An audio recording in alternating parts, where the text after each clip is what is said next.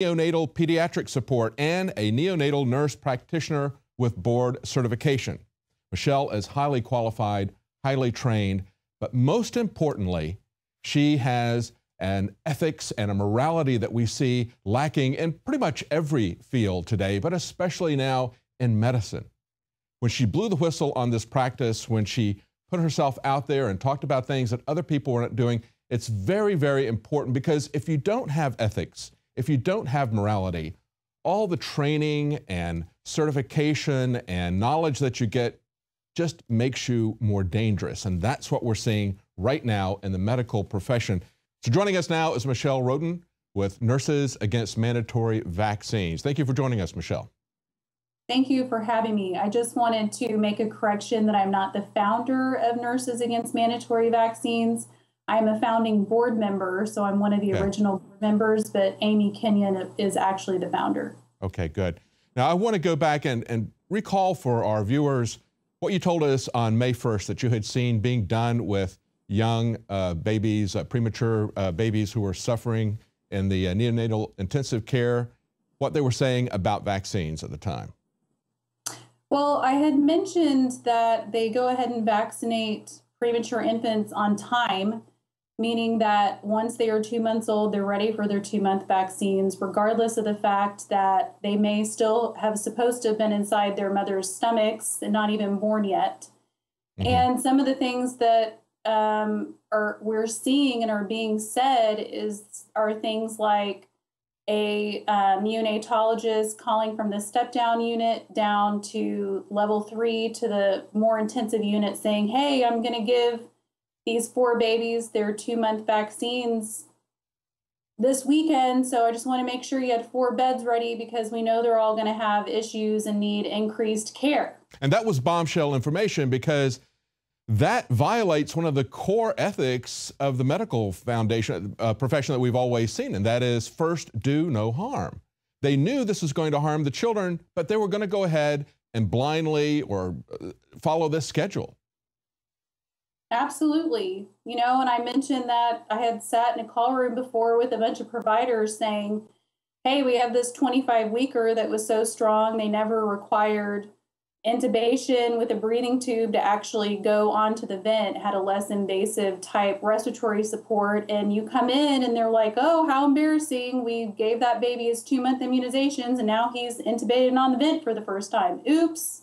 Yeah, and it's just kind of blown off. That was amazing. So you told us that on May 1st, and then you contacted me last week and told me about this JAMA study, a Journal of American Medical Association, the official organization of MDs, and here they do a study about the adverse effects after routine immunization of extremely low birth weight infants. Tell us about that study.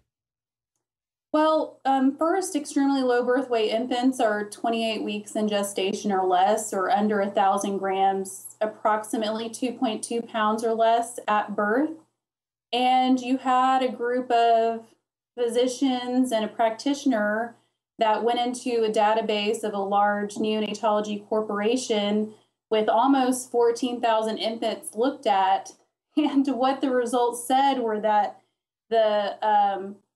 they were looking at the pre-immunization period versus the post-immunization period, and their sepsis workups went up 3.7 times in the post-immunization period. And sepsis means a blood infection, and so there's multiple labs drawn, blood cultures, urine cultures. They go ahead and they start those babies on antibiotics right away while they wait for results. So it's not a benign thing.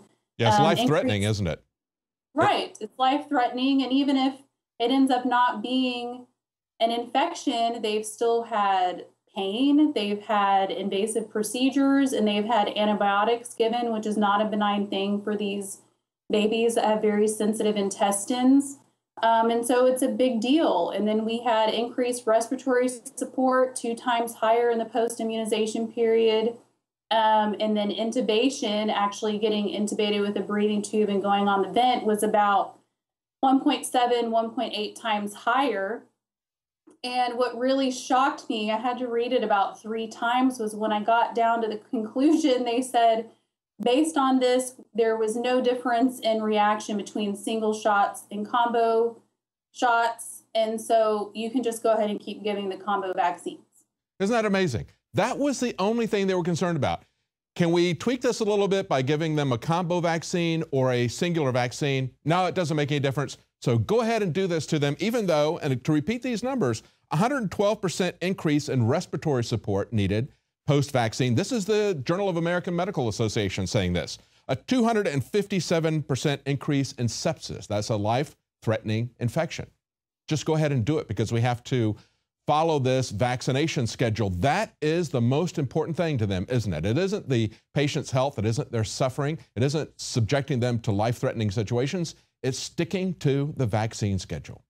Right. I mean, just to clarify, they didn't actually have sepsis increase that much, but they are saying that they had that big of an increase in testing, surveying, and starting to treat for sepsis, which basically just says, when I talked in that other interview that these babies have apnea and bradycardia, is a nice example that they're having a hard time, you know, remembering to breathe. And so then their heart rate drops and things like that. That's a lot of what they're seeing: temp instability, inability to tolerate feeds. And so these babies are vastly showing big cues that we're normally extremely concerned about in the pre-immunization period or any time before discharge, because these babies have immune systems that are so underdeveloped that if you wait too long to treat them, they are going to have very bad outcomes and possibly die. But in the post-immunization period, we're seeing an increase in that.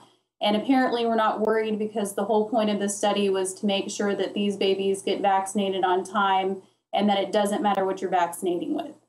You know, when we look at these babies with low birth weights or premature babies, they're really, I think, canaries in a coal mine. We have to look at this and say, if they have this much of an increase in respiratory issues in response to these vaccinations, I wonder personally if there's some connection to SIDS. A lot of people have talked about sudden infant death syndrome and just babies that stop breathing. I wonder if we don't have anything to back that up in this study, but certainly it makes you wonder. It makes me wonder when I look at all of these respiratory issues that are caused for these babies that already have a challenged health system. Well, there's two ways to look at it. You know, premature babies are not supposed to be breathing yet. It is normal for them to have some apnea and bradycardia, just developmental wise and immature neurological systems. But having an increase is always a cue that something is going on. They don't address that in that study. We do have some studies from, I believe, the 50s following the DTaP shot showing increased or just apnea, but also just a vast change in respiratory breathing patterns. And of course, we haven't looked at that in decades, so we really don't have any data currently on that. You know, it's interesting when I look at this report, Michelle. One of the things they say, laying this out in the abstract, the introduction to it, they say immunization of extremely low birth weight infants in the neonatal intensive care unit is associated with adverse effects. This is the Journal of American Medical Association. They say it includes fever, apnea, bradycardia, in the immediate post-immunization period. And then they go to say these adverse events present a diagnostic dilemma for physicians, whether or not they're going to give the injection, the vaccination or not. And as you point out in their conclusion, they go ahead and say, well, let's go ahead and do it because we can't see any difference between single and combination vaccines. So let's just go ahead and do this regardless of the health issues. And so, you know, when we had you on the first time, we were talking about informed consent because we have bills all across the country lining up to take away our informed consent as patients. And of course, nurses are people, they're patients at certain times as well. And their informed consent and being in the workforce is also very important. But then we move to this issue of first doing no harm, consciously exposing babies to harm because they have to follow this vaccination schedule. Speak to us about what you see happening in ethics across the country in the practice of medicine. You know, I think first do no harm is gone. Personal consent is gone. We are all a protocol. We should all line up and be herded through. I'm shocked at this study. I know what goes on. I'm absolutely shocked that it's okay to publish this. Yeah. They're kind of standing out there with their pants and their boxers around their ankles, completely clueless that they're flashing the whole nation right now. And it is an ethical dilemma for the providers.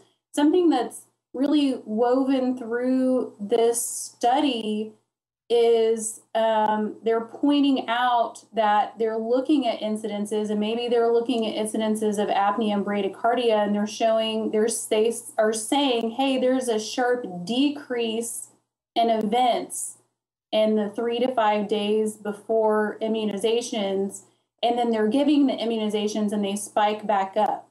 And so they're attempting to call this, they said, so-called healthy vaccine effect. But really what you're seeing is physicians going, how am I supposed to know if this kid is sick or not sick, or if we really are having a problem we need to address, or if it's the vaccines? How am I supposed to be able to discern anything? And that's a very valid question. And so I feel like in that pattern, you do have some people attempting in this environment to do the right thing. And you have this study coming out basically attempting to tell them, please don't think this is what you're supposed to do. And studies show that if we get these vaccines in and on time, on schedule, in the hospital, that we have a much higher chance of getting them done, all of them outside of the hospital. And this is our primary goal. The goal is not what is best for the patient. And I think that's the big problem that we're having in the country right now. Exactly. The goal is not what's best for the patient. And when they produce a study like this, showing these increased incidences of various things, it seems to me, if I was a parent and my child suffered from this or died from this, I would want to sue them for this. It's almost like putting out their liability for everyone to see. And yet, the reason they can do this, Michelle, is because when it comes to vaccines, they have no liability, do they? They have the vaccine court. If it were anything else, if they said, if we give babies these antibiotics, we see that there's a 250% increase in this particular problem, 112% increase in that particular problem, they would be sued, but they can't be sued with the vaccines. Absolutely. It's brazen. Yeah. That you can put numbers out like this and think nothing of it. I mean, I'm furious. I have questions. There are holes of data missing in this study. You talked about deaths. They mentioned that they're looking in the pre and post immunization period 3 days before and 3 days after the shot. But they also looked 30 days before and 30 days after the shot. And the only data I got about deaths in this write-up were 3 days after, and there were 5 of them. So out of the 5, 2 of them didn't even have a diagnosis that correlated with what the reason for death was, which is something I have more questions about. And what were the deaths 5 days after the shots, or 7 days, or 10 days, or 14 days? Why don't I have this information? Yes, yes. Well, it's very troubling because we see that not only do they have no liability, and we've seen this for a while, but now we know that they have absolutely no ethical restraints. As you point out, it's infuriating for them to put this data out there and say, there's nothing you can do about it. We're going to continue with our vaccine schedule regardless of the outcome, regardless of what it does to these children's health. Your final comments on this? I am trying to get this study out far and wide.